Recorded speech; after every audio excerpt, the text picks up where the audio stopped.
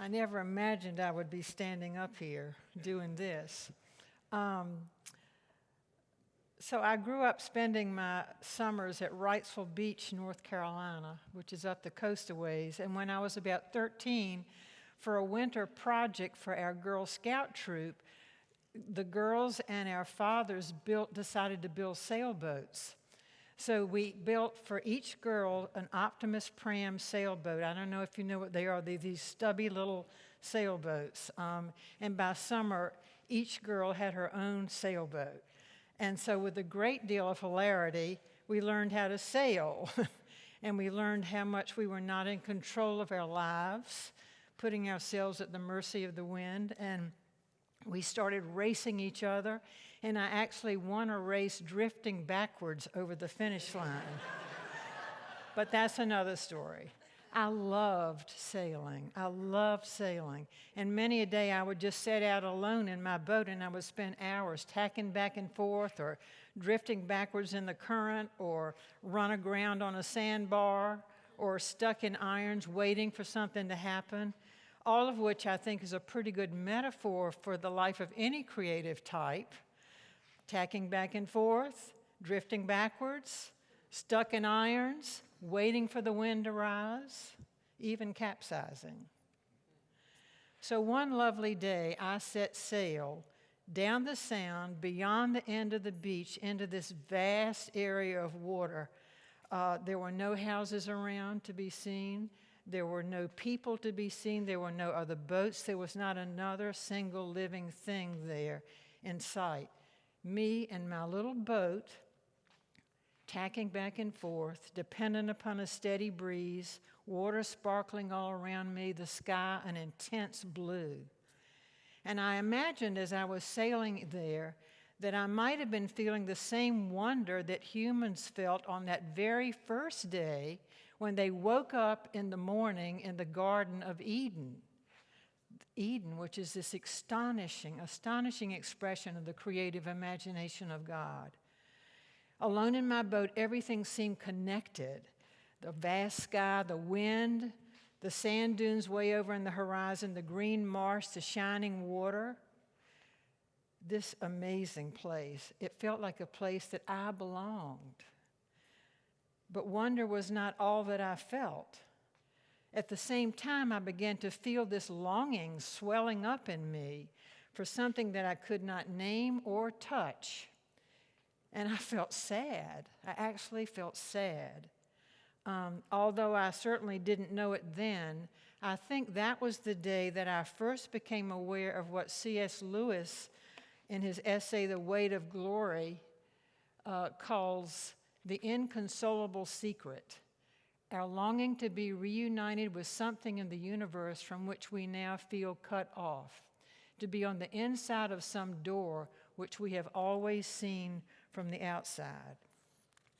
So when Dwight invited me to talk about my creative process, whatever on earth that was, I was reminded of this day long ago when my 13-year-old self felt but did not understand what I now know, that it was not Eden I was discovering and entering into, but my longing for Eden and my separation from the Creator in whose image I am made. So the creative process for me has always been about this feeling of separation and loss, and the need to express the loss of it, and also the hope of it, the hope of being reunited with the Creator, and therefore with my lost self.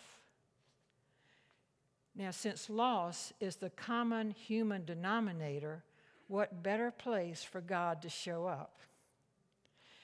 For me, all creative work is redemptive. It's God messing around in our deep wells of brokenness and loss to make things new. And the cross and the resurrection, as you well know, are the jaw-dropping displays of the magnitude of God's creative imagination. Redemption is his most creative, profound act, making alive something that was dead.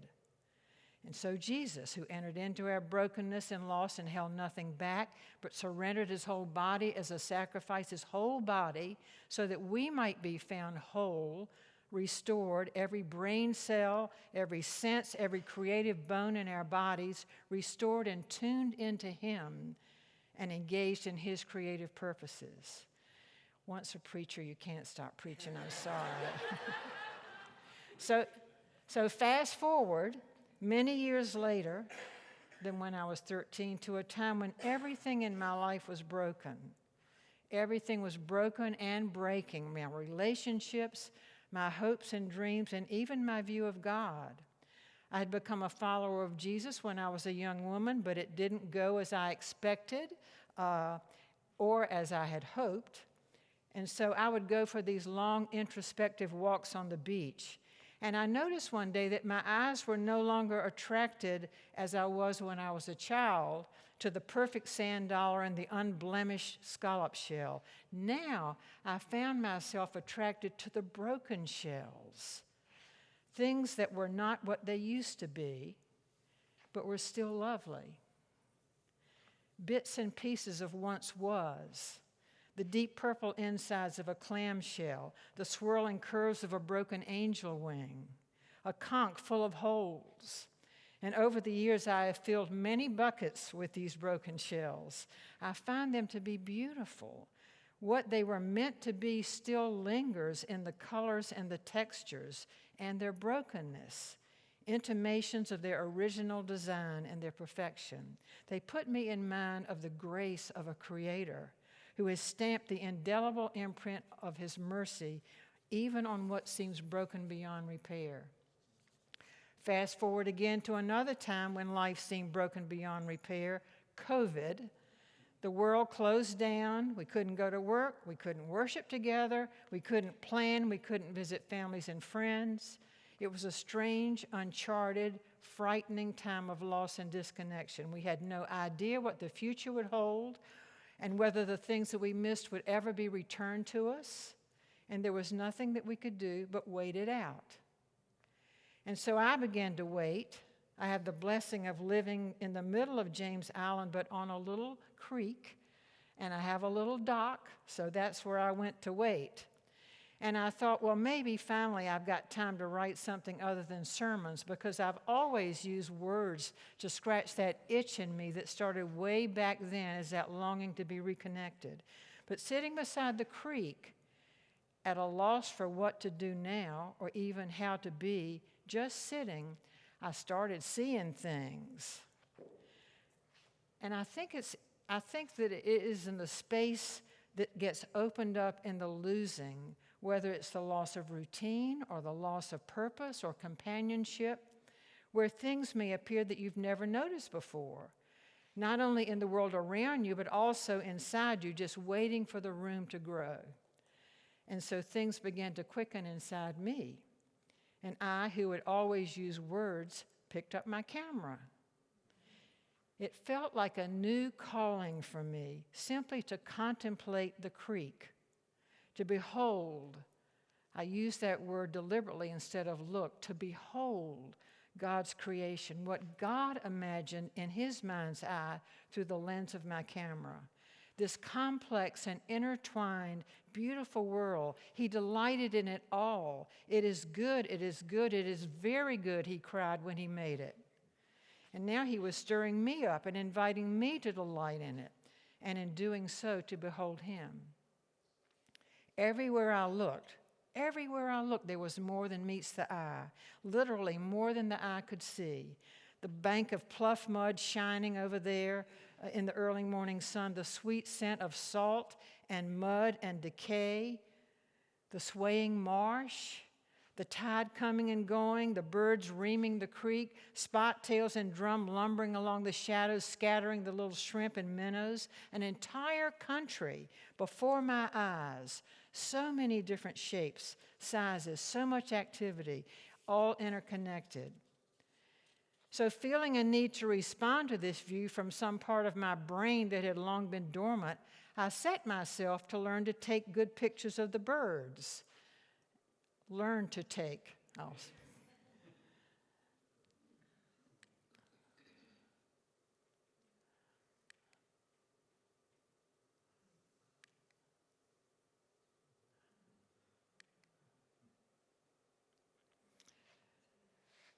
But soon I began to notice that the birds carried reflections that were as evocative as the birds themselves. Not the birds as God created them, precise and perfect and every feather in place, and focused and doing their work harmoniously in the creek, but their reflections, which were shattered by the light and the water, and sometimes by scuffles that they were having with their competitors, and blurred by the clouds and the wind, and images rising and falling that reveal life and then cover it right back up, and invitations to look beyond what I could see. I think we're talking about epiphanies here today. It seemed to me as if God just couldn't contain himself. Nothing was an end in itself, and God was saying, just look, just look. And it all led to wondering and dreaming and a growing love for this world that God loves. The reflections of the birds seemed to me to be illusions of glory of Eden that for me became allusions to glory. And so these are some of the reflections that I started taking. And I did flip a lot of my pictures upside down, Khaki.